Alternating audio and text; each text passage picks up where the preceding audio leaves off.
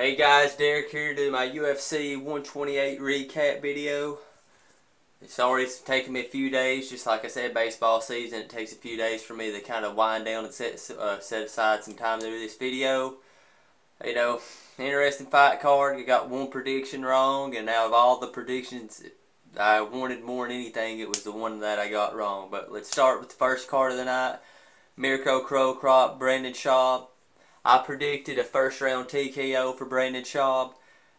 Crow Cop kind of, his experience kind of played through for him, getting him to the third round, clinching up with Brandon, just making a grinding type fight. And it seemed it was a great game plan for Mirko. But Brandon caught him in the third, knocked his ass clear out. Reminded me of the Gonzaga knockout, just with the way he fell. I think this is the last time we will see Mirko Crow Cop. I think he's done. I mean, I just don't see any reason to put him back in the UFC, another fight. He's basically going to be that guy who's he's going to be basically a gatekeeper. And I think Crow Cop, he's done too much for the sport to be that guy. So I think Crow Cop's done. Brandon Schaub, I think a good test for him, because I think Brandon's not totally there yet.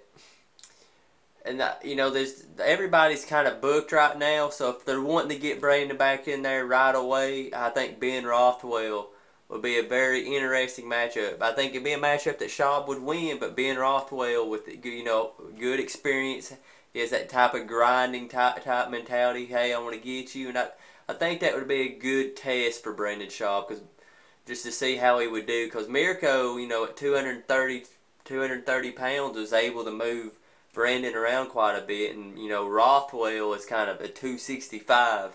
So it'd be tough for Brandon to deal with. I think that fight makes a lot of sense, actually. Second fight of the night. Fight went exactly how I predicted. Marquardt winning by decision. Dan Miller's just too tough of a guy to finish. No surprises here out of this fight. For me, Marquardt is just, there's nobody. He's got to wait for the weight to see, because the middleweights are all booked. Everybody's booked. We're waiting to see where Bisping. I think Bisping and Sonen's going to happen. I think those are going to be your next tough coaches. By the way, will be Bisping and Sonnen, and I think you're going to have Belfort and Vanderlei fight, and Okami and the Silva and Munoz and Mai. I mean, that middleweight division, those guys are all booked, and Marquardt's kind of the odd guy out, unless Sexyama, maybe we could get that fight after all. So maybe Marquardt Sexyama will happen. Dan Miller, he's not going to be cut. He's a great guy to have in the UFC division. And I think Miguel Falco would be a good test for Dan Miller. Third fight of the night, Jim Miller, Kamal Shalarus. I predicted Jim Miller by split decision. So glad to see Miller to get this decision win. Get the TKO win in the third round. That was, man, and please, Joe Silva, you've been getting it from everybody that does any of these videos. Give Jim Miller an opponent with a name. Dear God, who all does this guy need to be? A lot of people are going to argue next in line for a title shot. Possibly if Clay Guida was to beat Anthony Pettis, that could happen. Anthony Pettis, if he beats Clay Guida, he's going to get the title shot. So it's going to be interesting to see how it plays. It's kind of wait to see that fight happen. But if you just want to give him a name, I don't know if he's healthy yet. Sean Shirk. Sean Shirk, Jim Miller. Jim Miller. Right now, Jim Miller, guys, just needs to fight and beat somebody with a name. And I think Sean Shirk is perfect for that right now. Shalarus, I don't know what they'll do with him. He could get cut, or they could just have him fight somebody. It's whatever the UFC wants to do.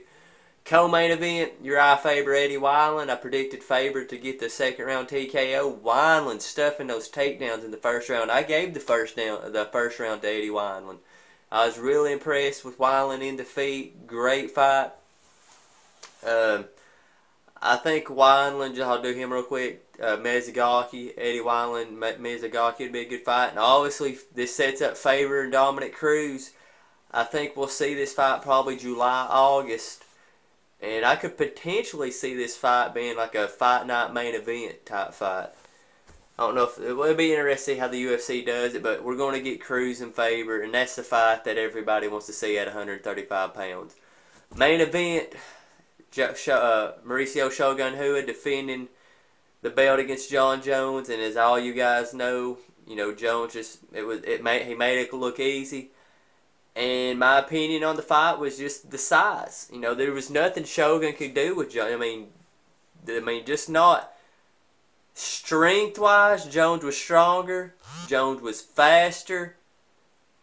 And, Shogun just didn't. There was nothing that Shogun can do in this fight. I'm really still. I know this is going to drive you guys crazy. I'm not that impressed with Jones yet. He's obviously very talented. I think Rashad Evans is going to give him some matchup problems that he's not seen yet. I think the Rashad Evans John Jones fight will be a much more battle than this fight was, just because of the speed and the wrestling that Rashad presents. But I want to say this, and I'm very interested to see what Shogun does. Guys, we will be able to tell where Shogun's mindset is on where he fights next. And what I mean is this: Shogun cannot beat John Jones. It's just, he can't do it. Shogun is a middleweight.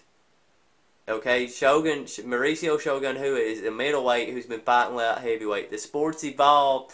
You got guys like John Jones who've dropped down, and there's just no way Shogun can beat Jones.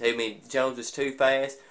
But Shogun, how I was talking about Marquardt earlier? Shogun dropping down and fighting Nate Marquardt. I want to see Mauricio Shogun drop down the middleweight. You guys on here that follow me, let's try to create some buzz, because I think that's what needs to happen with Shogun. I think the light heavyweight division, I think he's a top 5 guy, but he can't hold that belt while John Jones is in that division. That's it, and that's going to be for a lot of guys. A lot of guys fighting at 205 pounds right now that can drop the middleweight.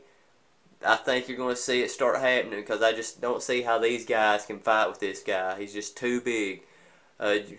Guys, let me know what you think about that, but I want to see Shogun fight middleweight. I think he really needs to do that, because I still think he needs to be a champion. I think he can be a champion, and who would love to eventually see that matchup, Anderson Silva Shogun at middleweight.